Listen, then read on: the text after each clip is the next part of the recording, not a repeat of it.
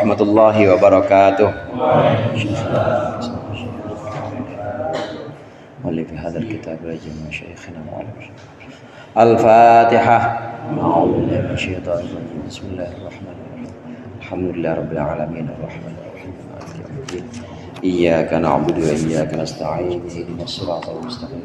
Siratal ladzina an'amta 'alaihim ghairil maghdubi 'alaihim waladdallin. Alhamdulillah wassalatu wassalamu ala sayyidina Muhammadir Rasulillah wa ala alihi wa ashabihi wa man tabi'ahu dah wa jama'atah wa la hawla wa la quwwata illa billah. Amma ba'd. Segenap jamaah musawah al-jihad, para ustadz, para hujjaj, hadirin sekalian yang dirahmati oleh Allah. Alhamdulillah malam hari ini kita berkumpul kembali melanjutkan pengajian rutin kita dengan membawa nikmat iman, Islam serta kesehatan. Mudah-mudahan apa yang akan kita bahas menjadi ilmu yang bermanfaat di dunia wal akhirah. Amin ya rabbal alamin. Pembahasan kita sudah sampai makalah yang ke-16. Makalah yang ke-16. Makalah yang ke-16 dikatakan bahwa inna syahwata tusayyirul muluka abidan was-sabra yusayyirul abida mulukan. Syahwat atau keinginan, ambisi itu bisa menjadikan raja jadi budak. Ambisi bisa menjadikan seorang raja menjadi budak. Raja meskipun dia kuasa bagaimanapun, kalau dia ambisi sama perempuan, pasti dia jadi budaknya perempuan itu.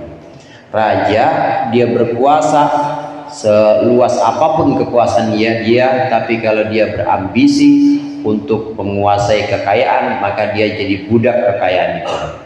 Tapi sebaliknya kesabaran, inna sabra yusayyirul abida mulukan. Tapi sabar ini, justru sabaran ini bisa menjadikan budak sebagai raja. Orang yang sabar ini akan dijadikan raja oleh Allah berkat kesabarannya, karena dia tidak ambisi, dia enggak ingin, dia tidak berhasrat untuk memiliki ini itu, untuk menguasai ini itu. Akhirnya dia tidak diperbudak oleh ini itu, dia hanya diperbudak oleh Allah saja. Disuruh ke kulon misalnya, disuruh ke barat karena dia menginginkan sesuatu kekayaan ada di barat, ya dia mah santai-santai aja. Saya mau barat ke mau timur, yang penting bisa sholat, yang penting bisa ngaji, nggak terlalu ambisi. Kenapa nggak terlalu ambisi? Ya karena memang dia tidak menginginkan apapun kecuali ridho Allah. Jadi yang dituju hanya Allah, sehingga dia hanya diperbudak oleh Allah saja. Dia hanya diperbudak oleh Tuhannya, bukan diperbudak oleh syahwatnya atau keinginan-keinginannya. Orang yang seperti ini menjadi raja untuk dirinya sendiri. Dia bisa mengendalikan dirinya, bisa mengendalikan keinginan-keinginannya, hanya tunduk kepada Allah saja, kepada aturan-aturan Allah. Kesabaran ini juga yang membuahkan hasil secara nyata. Artinya bukan hanya raja yang dimaksud di sini, bukan hanya raja bagi diri sendiri, tapi benar-benar raja untuk orang banyak. Ada contoh, ada kisahnya di mana seorang yang sabar ini kemudian Allah angkat jadi raja, padahal asalnya budak, asalnya dia seorang hamba sahaya, dijual belikan, tapi dijadikan raja oleh Allah karena kesabarannya. Siapa itu? Ada dalam pembahasan yang akan kita baca di sini di halaman 28. Ala taro qala al-muallif rahimahullah wa nafa'ana bihi wa bi ulumihi fid dharaini amin. Ala taro ay ala yasiru ilmuka ila qissati sayyidina al-karim ibnil karim Yusuf. Apakah engkau tidak melihat, ala yasilu ilmuka, apakah pengetahuanmu tidak sampai ila qissati sayyidina, kepada kisah junjungan kita Al-Karim, seorang yang mulia, Ibnil Karim, anaknya orang yang mulia, Ibnil Karim, anak dari orang yang mulia, Ibnil Karim, anak dari orang yang mulia. Jadi orang mulia, anak dari bapaknya yang mulia, cucu dari kakeknya yang mulia, buyut dari kakeknya, dari buyutnya yang mulia juga. Siapa itu? Yusufa, yaitu Nabi Yusuf alaihissalam, as-siddiqi, yang benar, ibni Yaqub as-sabur, anak dari Yakub yang banyak sabarnya, ibni Ishaq al-Halim, anak dari Ishaq al-Halim yang banyak maafnya, ibni Ibrahim al-Khalil, anak dari Ibrahim al-Khalil yang menjadi kekasih Allah, al-Awwah, yang banyak taubatnya, yang banyak minta ampun kepada Allah, alaihimussalam, semoga atas mereka semua assalamu, keselamatan dari Allah. Kisah Yusuf wa Zulaikha dan Zulaikha. Orang sini bilang Juleha, tapi ini aslinya ini nih Zulaikha. Zulaikha. Fa innaha, karena sesungguhnya Zulaikha ahabbat sayyidana Yusuf. Zulaikha ini mencintai Yusuf nihayatul hubbi, dengan cinta yang pol-polan, dengan cinta yang amat sangat. Wa huwa yasbiru, dan Yusuf bersabar ala makriha, atas paksaannya Zulaikha, wa adiyatiha, dan juga perlakuan menyakitkannya Zulaikha. Kisah kesabaran yang menjadikan hamba atau budak menjadi raja ini ada pada antara lain kisah Yusuf dengan Zulaikha. Syekh Nawawi Banten di sini menjelaskan nasab Nabi Yusuf, nasab atau silsilah ke atas keturunannya Nabi Yusuf. Disebutkan Al-Karim, Ibnul Karim, maksudnya yang mulia, anak dari orang mulia, anak dari orang mulia, anak dari orang mulia, maksudnya bapaknya orang mulia, kakeknya orang mulia, buyutnya juga orang mulia. Siapa itu? Nabi Yusuf bin Yakub, Yakub bin Ishak, Ishak bin Ibrahim alaihimussalam. Empat-empatnya disebut di sini oleh Syekh Nawawi Banten. Nabi Yusuf ini adalah anak dari Nabi Yakub. Nabi Yakub ini nabi yang punya nama lain Israel. Mungkin bapak-bapak sekalian sering dengar di Al-Quran, ya Bani Israel. Pernah dengar Pak? Pernah, meskipun bulan puasa doang dengarnya. Orang tadarus yang bulan puasa doang. Qul ya Bani Israel adhkuru ni'mati allati an'amtu alaikum, wahai Bani Israel, atau wahai Bani Israel. Bani Israel itu artinya Bani Yakub. Bani itu keturunan. Keturunan. Kalau Cingjadi itu Bani Ham. Bani Ham itu maksudnya keturunannya Kong Hamzah. Bani Ham, keturunannya Kong Hamzah. Misalnya Bang Khalil, engkongnya namanya siapa, Bah? Oh.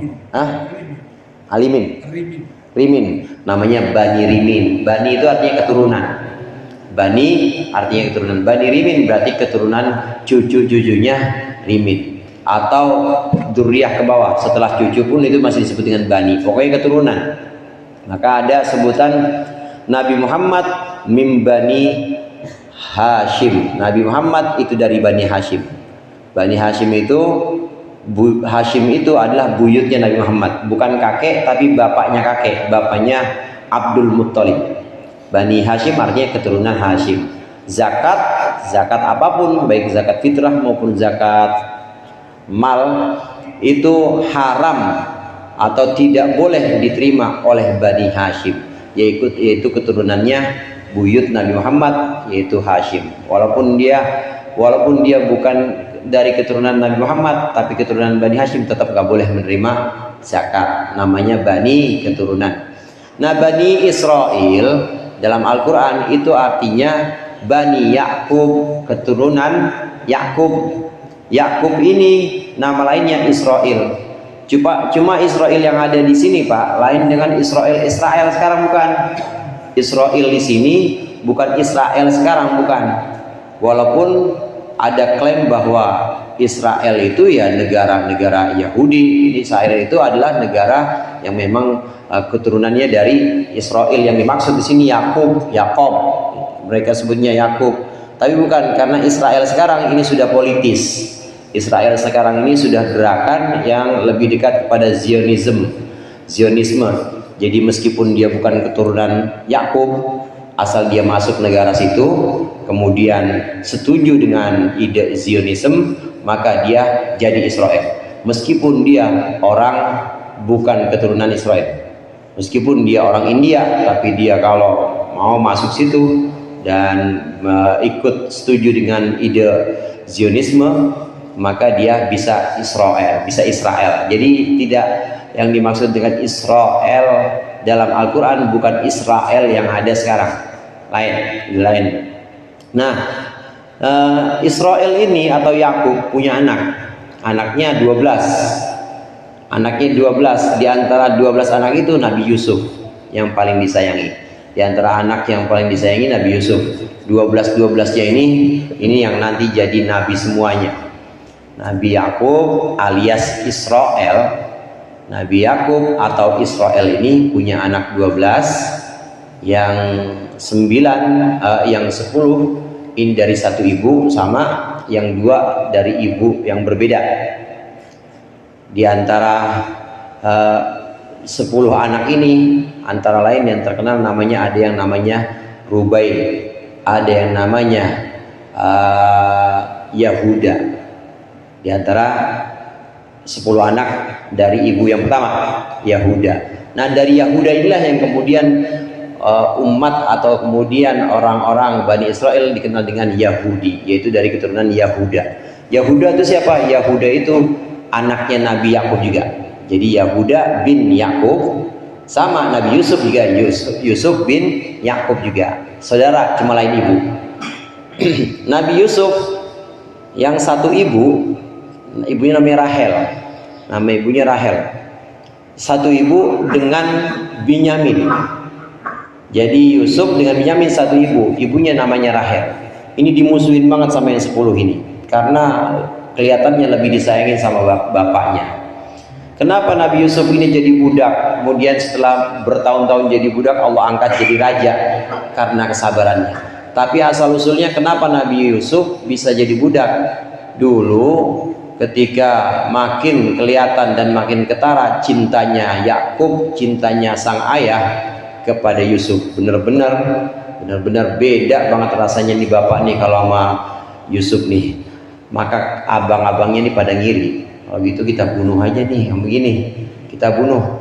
Ada yang bilang iya udah habisin aja udah, biar nggak ada lagi pilih kasih nih bapak nih kalau begini. Kata anak-anak nih yang 10 nih, kata anak-anak yang lain yang cemburu iri dengan adiknya Yusuf. Ada satu orang yang bilang gini, Pak, jangan dibunuh, kasihan, kita buang aja ke sumur. Kita buang aja ke sumur dan nanti gimana urusannya dia. Kalau dibunuh kasihan. Tapi nanti kita bilang sama bapak pulang dari jalan bareng-bareng dengan Yusuf main, kita bilang Yusuf dimakan serigala. Tapi jangan dibunuh, kita buang aja dalam sumur. Nah, singkat cerita hadirin, dibuang ke sumur. Nabi Yusuf beberapa hari dalam sumur bertahan. Kemudian ada kafilah datang, ada rombongan dagang datang dan ingin mencari air. Memang dia dapat sumur tua, kemudian di situ ternyata ada orang.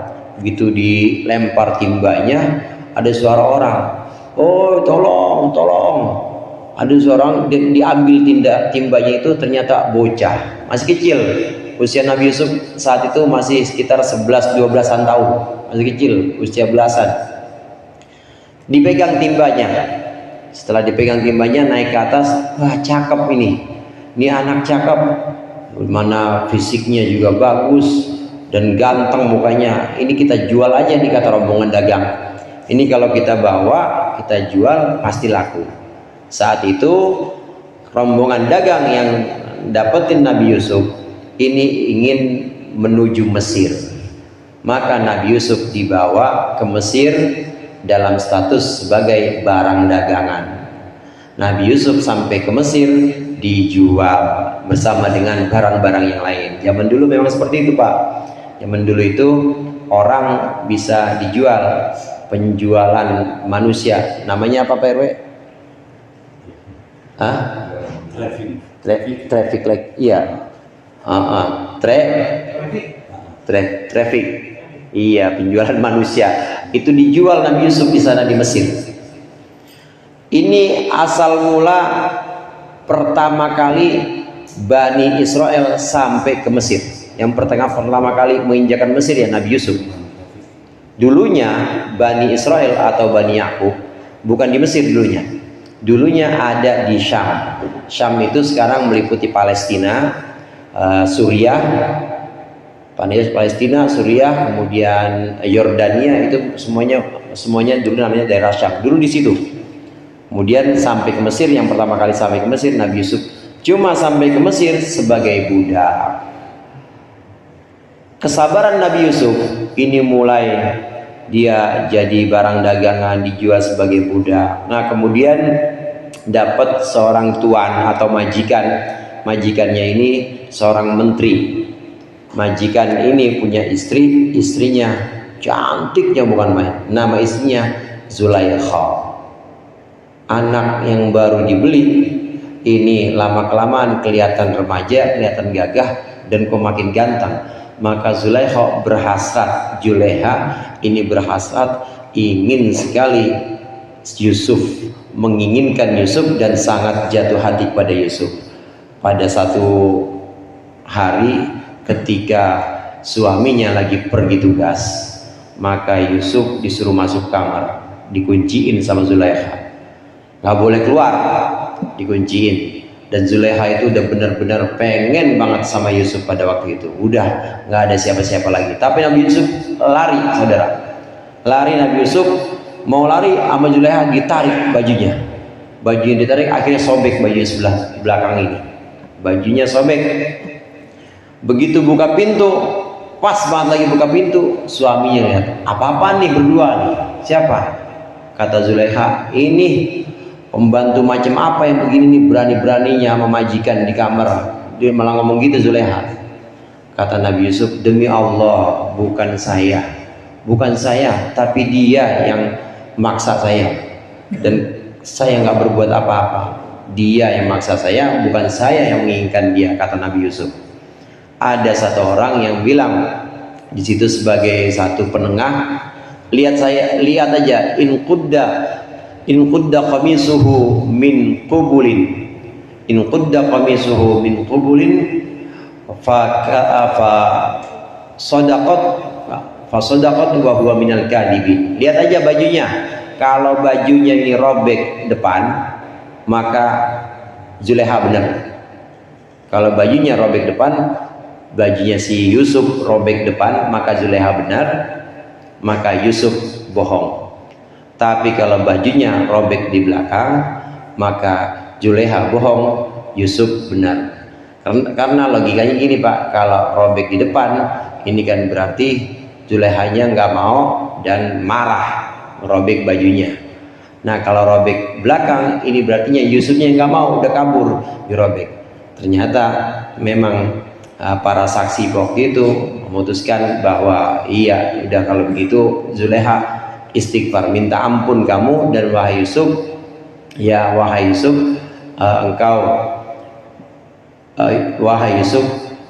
engkau termasuk orang yang benar. Ini cobaan pertama, cobaan Nabi Yusuf dengan kesabarannya. Pada waktu itu belum ada desas-desus, belum tersebar. Lama kelamaan tersebar juga. Ya, namanya perempuan, beritanya, apalagi istrinya menteri, istrinya pejabat, ini keluar kedengaran juga, itu istri menteri begitu, istrinya pejabat masa mau-mauan nama pembantu, istrinya pejabat mau-mauan nama mana masih bocah lagi, malu-maluin aja, merusak martabat keluarga katanya. Kedengeran nih di kuping Zulaikha, kedengeran, dan Zulaikha tahu orang-orang pada ngomong nih, perempuan-perempuan di luar pada ngomong, ketahuan. Kata Zulaikha, belum tahu dia, coba lihat. Maka pada waktu itu dibuat satu strategi atau satu siasat, perempuan-perempuan ini diundang semua, orang-orang perempuan, terutama perempuan pejabat-pejabat, istri-istrinya pejabat, ini semuanya diundang ke rumah Zulaikha, dan di situ mereka ada hajatan biasa pada masak, dan semuanya lagi sibuk, lagi ngiris-ngiris. Lagi sibuk, ada yang ngiris daging, ada yang ngiris bawang, ada yang ngiris buncis, macam-macam. Pokoknya masing-masing pegang pisau. lagi pada sibuk ngiris, motong sayur-sayuran, motong daging dan lain sebagainya, maka Zulaiha manggil, Yusuf keluar, Yusuf keluar, sini ke dapur. Nabi Yusuf keluar. Begitu keluar, ma hadza basyara in hadza illa malakun karim. Ketika Nabi Yusuf keluar, ini perempuan yang lagi pada motong ini, Pak, yang pada potong bawang segala macam, ngelihat Nabi Yusuf ini tangannya sampai kepotong dan bilang, ma hadza basyara in huwa illa malakun karim. Ini bukan orang, ini malaikat, katanya. Kata Zulaiha, apa gue bilang? Kata Zulaiha, apa gue bilang? Kalau nggak tahu sih gimana Yusuf itu. Itulah kata Zulaiha, itu yang dulu, itulah orang laki-laki yang dulu kalian ngomongin saya dengan dia. Dan laki-laki ini tetap nurut sama saya. Kalau bukan karena saya, ini laki-laki udah masuk penjara, kata Zulaiha. Nabi Yusuf bilang, dalam hatinya Nabi Yusuf bilang, ya Allah, daripada begini terus, saya emang lebih baik di penjara aja. Maka singkat cerita, Nabi Yusuf di penjara, saudara. Karena keinginannya, karena kepengenannya, pengen masuk penjara, Nabi Yusuf masuk penjara pada waktu itu. Daripada terus difitnah, daripada di luar menghirup udara bebas, tapi jadi fitnah karena kegantengannya Nabi Yusuf, itu jadi fitnah. Kegantengannya Nabi Yusuf ini justru jadi huru hara atau justru jadi para istri ini kemudian jadi matanya jelalatan karena melihat Nabi Yusuf. Sebagian ulama juga ada yang bilang bedanya Nabi Muhammad dengan Nabi Yusuf. Nabi Muhammad lebih ganteng dibanding Nabi Yusuf. Tetap karena itu meskipun begitu, meskipun Nabi Muhammad lebih ganteng, tapi gantengnya Nabi Muhammad tidak menimbulkan fitnah. Kalau gantengnya Nabi Yusuf menimbulkan fitnah, menimbulkan banyak cobaan dan juga menimbulkan banyak masalah yang ada pada masyarakat. Ini kesabaran Nabi Yusuf. Masuk penjara. Setelah masuk penjara, di penjara Nabi Yusuf bertemu dengan temannya. Dan terakhir dah singkat cerita begini. Singkat cerita itu ketika ada seorang raja, dia minta petunjuk negeri Mesir saat itu. Negeri Mesir pada waktu itu lagi dalam keadaan makmur. Jadi pertanian semuanya panennya bagus. Kemudian perairan semuanya juga bisa dikendalikan. Rajanya cuma bermimpi, kata raja, aku bermimpi melihat ada 7 sapi gemuk memakan 7 sapi kurus. Apa ini artinya? Kata penasehat kerajaan, saya nggak tahu soal mimpi begitu, tapi saya tahu orang yang bisa menafsirkan mimpi. Siapa itu? Ada orangnya di penjara, panggil ke sini. Nabi Yusuf kemudian dipanggil. Nabi Yusuf dipanggil, apa takwil, apa tafsir dari mimpi itu? Tafsir dari mimpi itu Nabi Yusuf bilang, wahai raja, maksud dari 7 sapi gemuk akan makan 7 sapi kurus. 7 sapi kurus akan makan 7 sapi gemuk. Itu maksudnya nanti akan datang di Mesir satu zaman di mana panen-panen itu semua sudah terkumpul, tapi akan habis karena dimakan kemarau. Nah, kemarau itu selama 7 tahun. Kemarau selama 7 tahun adalah sapi-sapi kering, sapi-sapi yang kurus ini memakan sapi-sapi gemuk, yaitu memakan hasil panen kamu yang sebelumnya sudah kamu tuai, sebelumnya sudah kamu kumpulkan. Karena itu panen yang sudah ada sekarang dikumpulkan untuk cadangan 7 tahun mendatang, karena sebentar lagi 7 tahun lagi, selama 7 tahun akan ada kekeringan. Dan ini kejadian. Nabi Yusuf saat itu dipasrahkan langsung untuk ngurusin urusan ini tadi, urusan pertanian. Jadi dibebaskan, langsung diangkat jadi menteri, saudara. Diangkat jadi menteri, yaitu yang ngurusin menteri pertanian, perairan, dan pokoknya kesejahteraan pangan. Semuanya yang ngurusin Nabi Yusuf. Melewati masa paceklik, melewati masa kemarau, bisa diatasi. Mesir tetap bertahan, artinya tidak ada kelaparan. dan melewati masa-masa 7 tahun tadi yang sangat sulit, ini Mesir tetap bertahan sampai akhirnya Mesir terus jaya. Setelah jaya, Nabi Yusuf menjadi raja, dipanggil saudara-saudaranya. Tadi kan saya bilang saudaranya ada berapa? Iya, 12 bersaudara kan dia ya. Nah, 11-11-nya ini dipanggil semuanya.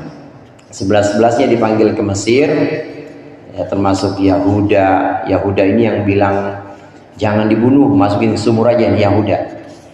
Kemudian ada Rubel, semuanya dipanggil ke Mesir, termasuk bapaknya Yakub dipanggil juga ke Mesir. Israel menginjakkan kakinya di Mesir, ini pertama kali. Diangkat kesabaran Nabi Yusuf, ini membuahkan hasil.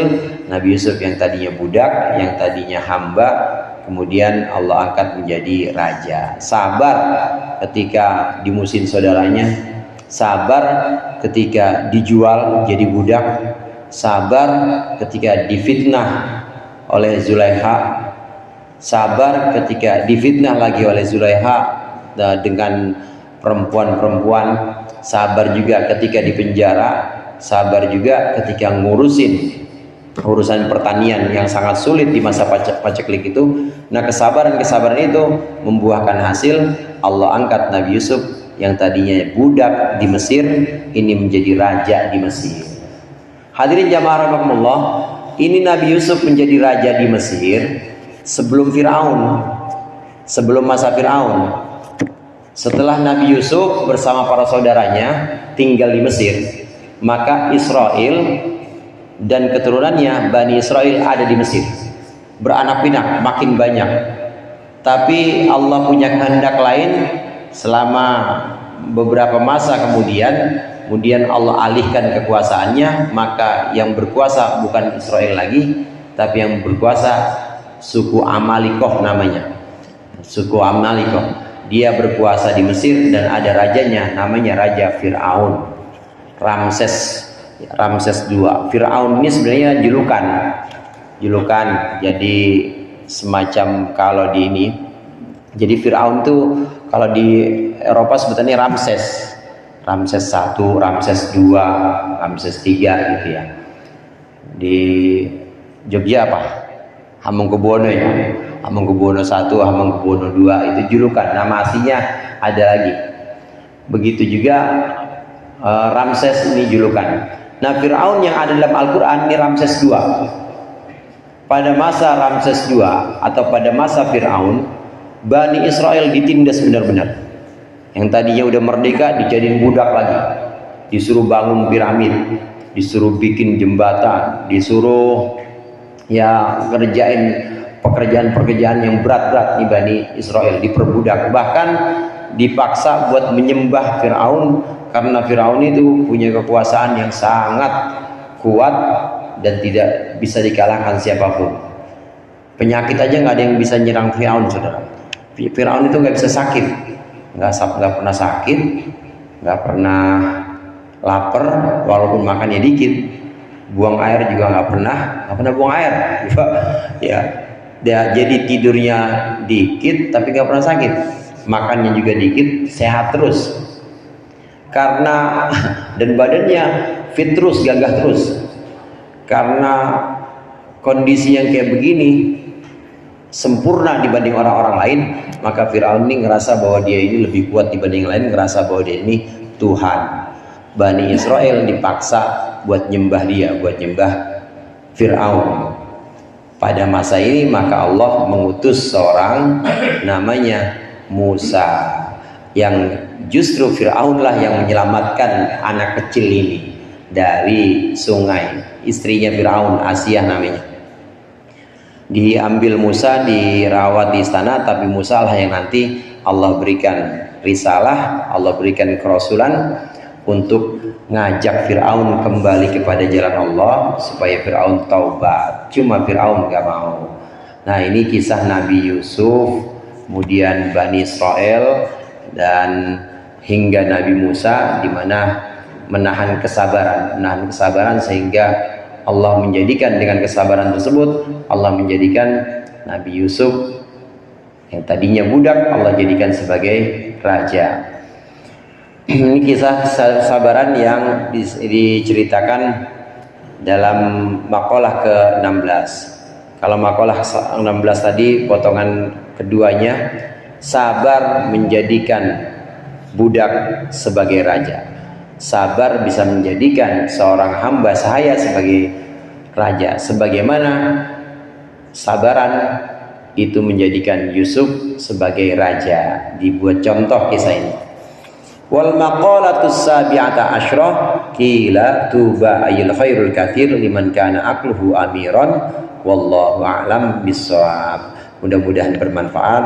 Lebih kurangnya saya mohon maaf. Wallahul muwaffiq ila aqwamit thoriq. Assalamualaikum warahmatullahi wabarakatuh.